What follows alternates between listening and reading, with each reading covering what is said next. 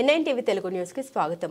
తూర్పు గోదావరి జిల్లా కలెక్టర్ కి గ్రీవెన్స్ లో డిఆర్ఓ సీతారామూర్తికి రాజమండ్రి రూరల్ మండలం భారతీయ జనతా పార్టీ నాయకులు ఫిర్యాదు చేశారు. బీజేపీ పర్యటనలో భాగంగా అందిన ఫిర్యాదులపై విచారణ చేసి గాయత్రి కాతేరు ఇసుక ర్యాంపుల్లో గమనించిన అవకతవకలు, అక్రమాలు డిఆర్ఓ ద్వారా కలెక్టర్ దృష్టికి తీసుకొచ్చారు.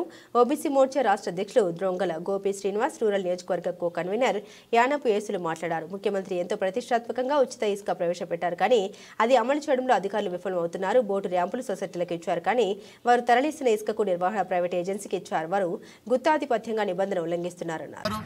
ఈ రోజు లారీలు పట్టుకున్నాం, ఆ రోజు పడవలు పట్టుకున్నాం అని చెప్పి అంటున్నారు, కానీ ట్రెడ్జింగ్ విషయంలోని అధికారుల నిర్లిప్తత ఈరోజు కనిపిస్తుంది.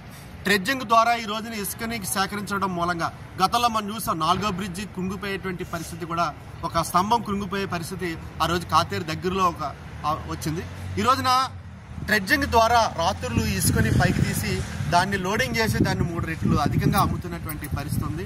ప్రజలు ఈ రోజున ఏదైతే కార్మికులు ఉన్నారో, అసంఘటిత కార్మికులు అయితే ఉన్నారో, భవన నిర్మాణ కార్మికులు ఎవరైతే ఉన్నారో, ఈ కార్మికులకి పని లేని విధంగా తయారైంది. ఎందుకంటే ఇసుక రేటుని అడ్డగోలుగా పెంచేయడం మూలంగా ఏదైతే ఉచితంగా వస్తుందనేటువంటి ఇసుక అలా లభ్యం కాని కారణంగా ఈ రోజున బిల్డర్లు కానీ మధ్యతరగతి కుటుంబాలు నిర్మాణం చేసుకున్నటువంటి వారు ఇసుక రేటు ఎప్పుడు తగ్గుద్దా అని ఎదురు చూస్తూ ఈ రోజు నిర్మాణాలన్నీ కూడా నిలిపివేసిన కారణంగా ఈ రోజున ఎవరైతే భవన నిర్మాణ కార్మికులు ఉన్నారో, ఈ భవన నిర్మాణ కార్మికులందరూ కూడా ఈరోజు పని లేక ఇబ్బందులు పడుతున్నటువంటి పరిస్థితి. అధికారులు కొద్ది నిర్లక్ష్యాన్ని విడనాడాలి.